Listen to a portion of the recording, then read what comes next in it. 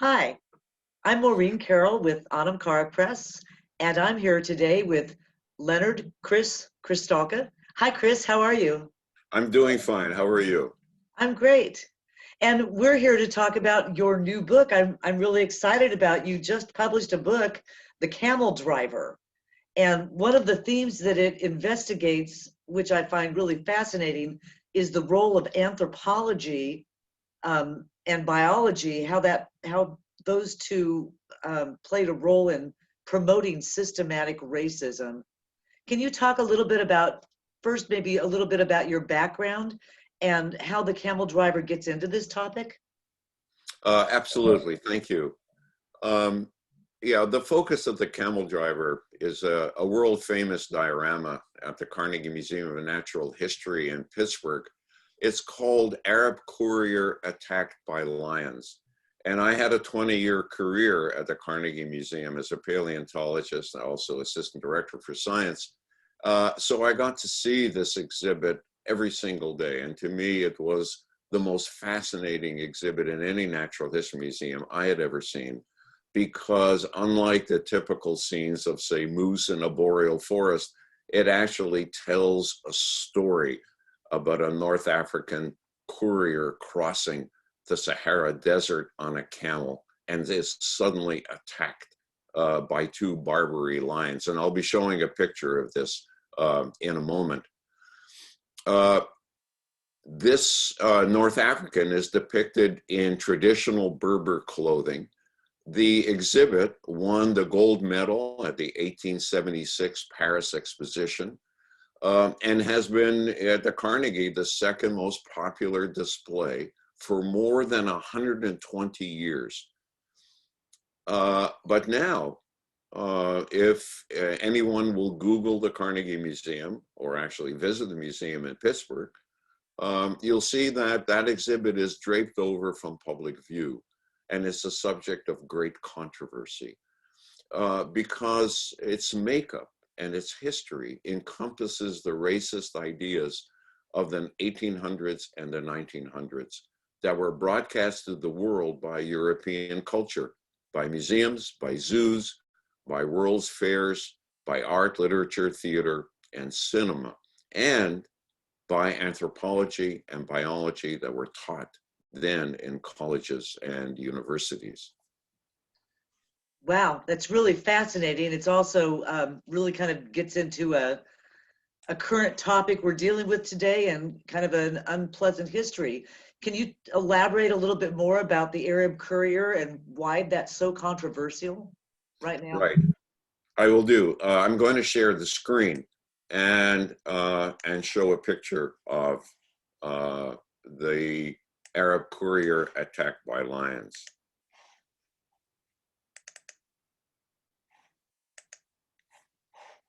Oh, wow. How big is this? Is it life size? That is life size. As you can see, it shows a North African dressed in what is supposed to be Berber traditional clothing,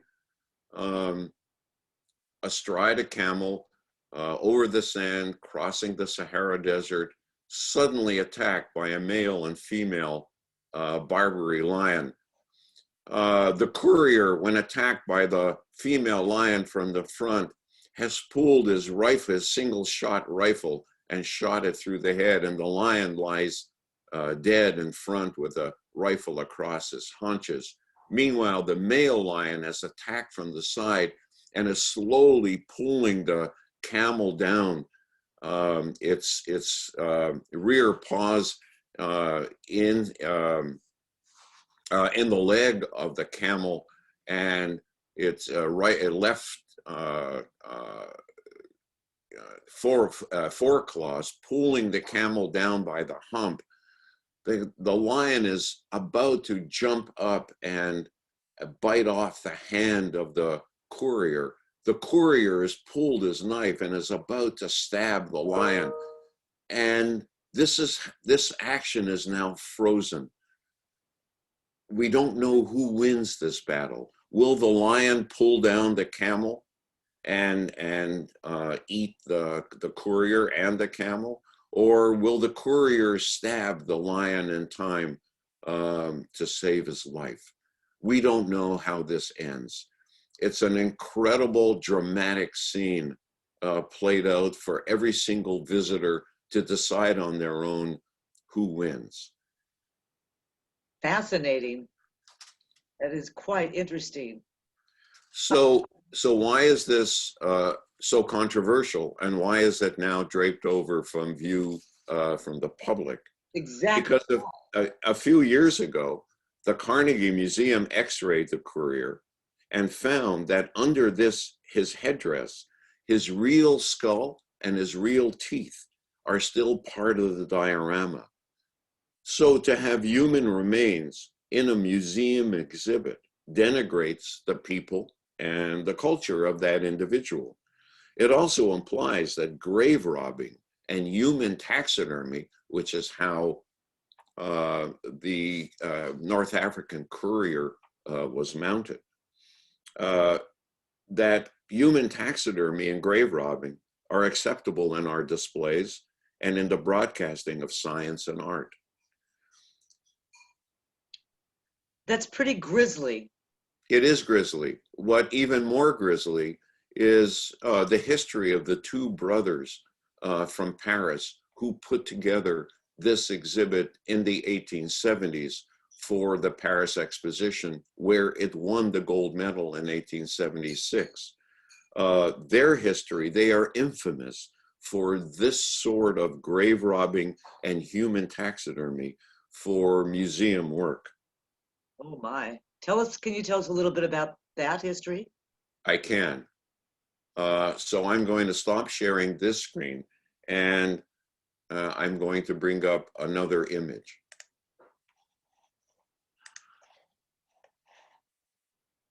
Oh. 50 years earlier, before the Arab Courier attacked by Lions exhibit was put together by the two brothers. They're called the Verreau brothers, Jules and Edouard Verreau. And it was put together at the Natural History Museum in Paris.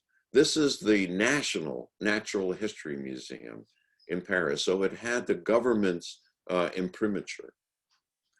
50 years earlier in the 1920s, during a wildlife collecting expedition to what is now Botswana, the Verreau brothers robbed the grave of a Botswanan chieftain, this individual. They skinned him. They shipped his skin, skull, and skeleton to their emporium in Paris. They taxidermied him, and they mounted him in this glass display case, wearing an antelope cloth right here around his loins, clasping an orange shield and a barbed spear. And they called the exhibit El Negro from Botswana. He was displayed throughout France at the National Museum, first in Paris at the National Museum of Natural History, and then at the 1888 Barcelona Exposition in Spain, where it was bought by a private museum called the Darder Museum and put on display in a small town of Banyoles, north of Barcelona in Spain, where he remained on exhibit from 1890 until 1990, until he was repatriated in 2000. Why was he repatriated? Because the Spanish government in the 1990s became concerned about international embarrassment over such a racist exhibit, but only because the 1992 Olympics were scheduled to come to Barcelona, and they were afraid of international embarrassment. So although the people of Banyoles, Spain mounted fervent protests led by the mayor not to repatriate El Negro to Botswana, the Spanish government did repatriate El Negro. The museum in Banyoles now refuses to talk about the El Negro exhibit. That's part of their history. And of course, it's not mentioned in any of their brochures. But El Negro was really only one of hundreds such despicable exhibits of certain humans as being inferior to Europeans. So really you're saying that this has gone on for a very long time, and only recently are museums trying to disassociate themselves. Do you have any more examples of this kind of thing? Yeah, unfortunately, I do. Like I said, there are hundreds and hundreds of examples. I'm only going to show a few, and I'm going to apologize ahead of time for the discomfort that these pictures may create in our viewers and our audience. In 1831, the Paris Colonial Exposition featured a human zoo of indigenous peoples from the colonies, Melanesians from New Caledonia in the South Pacific. It attracted 24 million visitors in 6 months. But the US, of which this is an example, participated in these depraved racist exhibits. In 1904, this individual, who was one of 6 Mbuti natives from the Congo, were purchased by an American businessman. His name was Samuel Werner, and they were put on display at the St. Louis World's Fair in 1904 as living examples of ape-like stage of human evolution. 5 of the 6 Mbutis died of disease while they were on display. But after the fair closed, the Bronx Zoo bought this individual, the only surviving one. His name was Ota Benga. And they shoved him in a cage in the Bronx Zoo with an orangutan that he's holding there, and hung up a sign that said, "Missing Link." Ota Benga, once this display was over and the Bronx Zoo got rid of him, committed suicide. The poor man, I can completely understand why he would commit suicide. And this is after slavery, long after slavery has ended in the United States. Exactly. But the racism about Africans had not ended. Here is another shot of a human zoo. I don't know where this is. I suspect this is the last human zoo that was held in 1958 in Belgium, and it was called Congorama. Remember that Emperor Leopold of Belgium owned the Congo, enslaving the people and mining its resources. So Congorama was a makeshift village of straw huts set in a tropical garden and encircled by a bamboo fence. Every day, 183 Congolese families that had been kidnapped and imported to Belgium, women, men, children, were clothed in traditional dress, as you can see, and trotted out to do chores in this makeshift village. Spectators threw bananas into the enclosure. Here's another example of a human zoo. Again, I don't know where this is, but this looks like a diorama, a living diorama of individuals on display at a museum. Yeah, this is that long ago. I'm sorry? This is not that long ago. 1958, no. That's correct, right? I'm sorry? You said 1958. 1958. Yeah, that was the last of the human zoos. Wow. Now, in your novel, which you get into this topic in some detail in a very interesting mystery novel, in The Camel Driver, you say that museum displays like this tell the bigotry of their time. How did these racist ideas form and become incorporated into museums and zoos and such, and things like the pictures you've just shown? That's a great question, and the answer has to start 250 years ago, when these racist ideas that whites were the superior race and all other peoples were inferior actually developed in the 1700s and the early 1800s during the Enlightenment, that Enlightenment revolution in Europe. So there's two things to remember about the Enlightenment. One is good and the other one is ugly. So let's start with the good. The good part of the Enlightenment, and something that we all herald today, was a revolution that freed us from superstition, from medieval thinking about who we are and how the world was made. Instead, it gave us our modern ideas of individual liberty, freedom, reason, democracy, free will, and inquiry. Much of what we call science today was born during the Enlightenment. Now for the ugly. And here I'm going to go back to these pictures, if I may.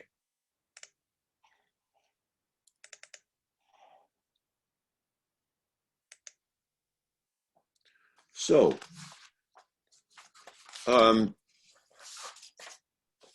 the heyday of the Enlightenment, this incredible revolution in free thinking, was also the European heyday of colonialism in Africa, parts of Asia, Australia, India, and the Americas. In each of these colonies, so here's a picture of the colonial division of Africa by the European powers that had established their colonies throughout different parts of Africa. And when in each of these colonies, the European explorers encountered for the first time their native peoples, who were immediately judged to be primitive, savage, or subhuman. Look at this very early picture of an evolutionary tree of humans with Caucasians, the white, so-called white race at the top. Then below them, people of all olive color, Asiatics or Mongolians, people of brown complexion, people of red complexion, the Native Americans, and at the bottom of this particular tree of human evolution, Black Ethiopians and Black Africans. This was the thinking when the European colonies first encountered the indigenous people of the colonies that they occupied throughout the world. They instantly classified them as incapable of culture, liberty, reason, and democracy, which had defined the Enlightenment. So, therefore, they were considered, as pictured here, subhuman. And this justified their subjugation, their enslavement, and of course, their killing.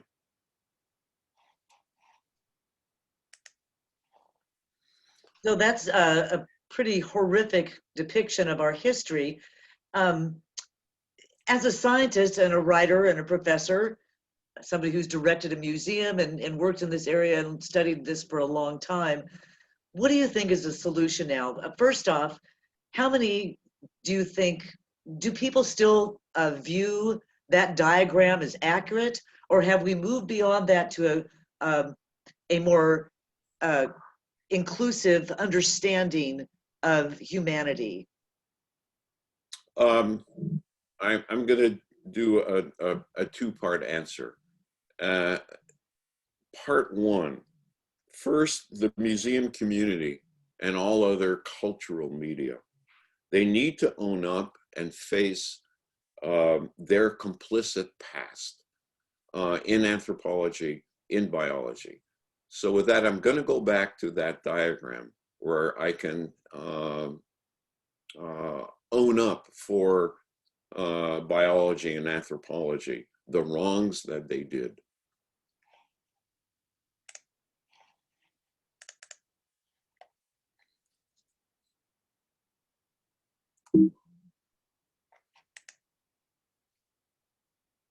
Here is an example of owning up to how indigenous peoples, in this case, on the right, from Africa, on the left, from the Americas, the Native Americans, were pictured to the world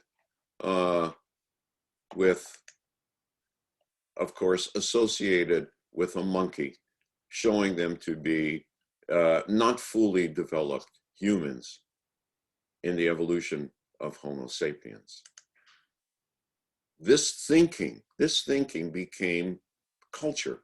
It was broadcast in literature, in art, in museums, in museum exhibitions, in film, throughout our culture. So let me concentrate on this. Notice how, in this case, people of a brown complexion are associated with monkeys in the writing, and people of a black complexion, Africans, were associated with apes, monkeys, and baboons on this chart of human evolution, with Caucasians at the top, white race at the top, and below them, the other races. How did this come about? Well, in the 1800s, anthropology and biology gave its stamp of approval to this kind of racism. Anthropology, the study and classification of humankind, became this kind of full-blown theory of race and racial superiority. So I'm going to quote one of the Enlightenment's heralded philosophers, Immanuel Kant. Everybody knows about Immanuel Kant, who is heralded as being one of the free thinkers and creators of the Enlightenment. This is what he wrote in his 1798 anthropological treatise. Quote, "Humanity exists in its greatest perfection in the white race, up here. The yellow race, here, has a smaller amount of talent. The Negroes, here, are lower, and lowest, here, are the Native American peoples." So, according to anthropology, people's skin color became the measure of their biological and intellectual inferiority. Caucasians constituted the ideal, followed in increasingly diminished biological development by Mongolians, by Malaysians, by Native Americans, and by Africans. All before an understanding of melanin. Right. So just by looking at a person's skin color, that became an immediate barometer, an immediate measure of their intellectual capability and their ability to be civilized. And because they were rated and ranked this way, it therefore justified their classification as subhuman and their enslavement, their subjugation, and their killing. When this, as broadcast throughout the world, through film, through literature, through museum exhibits, through human zoos, through at World's Fairs, is it then any wonder that culture and humanity became suffused with this notion of systemic racism, that there was this racial superiority in Homo sapiens? So what's your the question best was, what should we do? What should museums do? What do we do? What do we do? Well, step one, as I've just done, is to own up for museums, of which I know more than other cultural media, but for all cultural media, to own up how they have been complicit in the past, and in some cases, how they are complicit now. So one more time, I'm going to share the screen.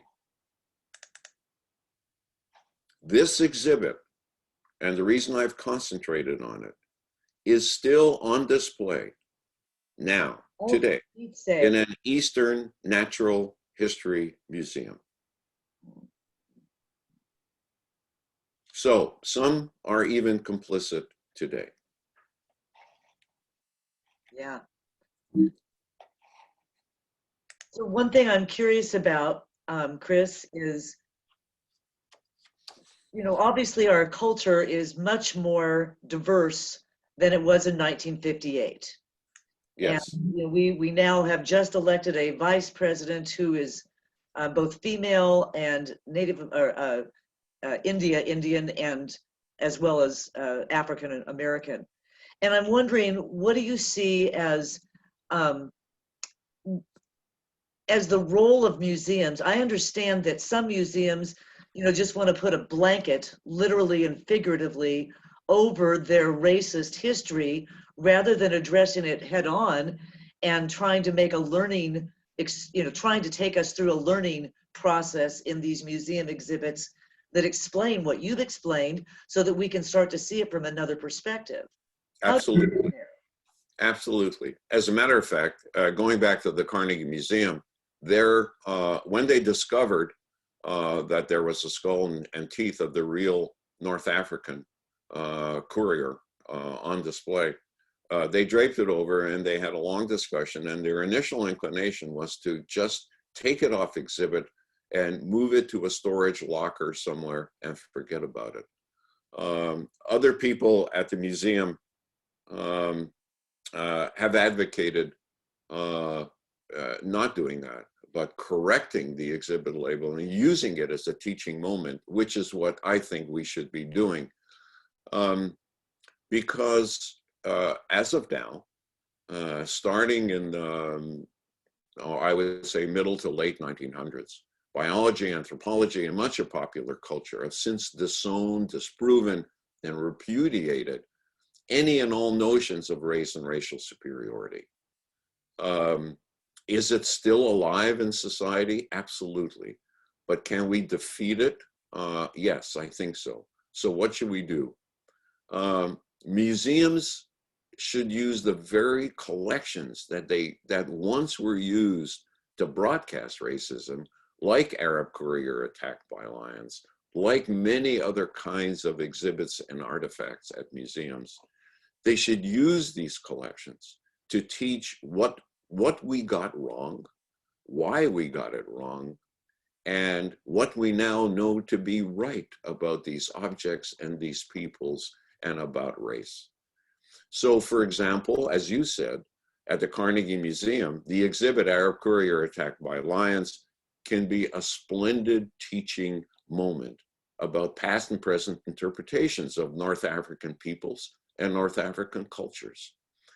So museums have the exhibits and the artifacts for these teaching moments. Many of the museums have hundreds of these to use. They also have potency. Why do I say that? Museums reach enormous audiences across the United States and across the world. Millions and millions of people go to museums. And museums also, beside potency and huge audiences, they have trust. What do I mean by that? Every single poll shows that people trust the information they get in museums much more than they get from any other kinds of media, whether it's newspapers or television or film. Museums are trusted for the information that they disseminate. Therefore, museums should be a powerful weapon in exercising this mutant racist spirit and racist ideas from our cultural consciousness. Well put. Absolutely. There's certainly a social responsibility. And because, as you say, they have the exhibits already, they have the physical ability to change the exhibits and make them into something that could be a teaching point on and help people get beyond this to another Absolutely. ethnicity rather than get away from racism and understand race doesn't even exist and understand that we're, you know, different ethnicities around the world. Exactly. So Now, I'm going to circle back to the Camel Driver, the novel, which on the surface is a mystery story about a vandalism of this very exhibit, our Courier attacked by lions. But deeper than that, it's the story of the taxidermist who puts it together, and how through his own sins of grave robbing and taxiderming humans, he actually achieves redemption in learning that everything he's been taught by his mentors in France about anthropology and biology and the superiority of certain races is absolute bullshit. And he discovers that, and he reveals that, and in doing so, it becomes part of this murder mystery. well, I think we're all fascinated to read this book, and thank you very much for talking with us today. Thank you very much for hosting this. Again, Leonard Krishtalka, and the book is The Camel Driver, available now.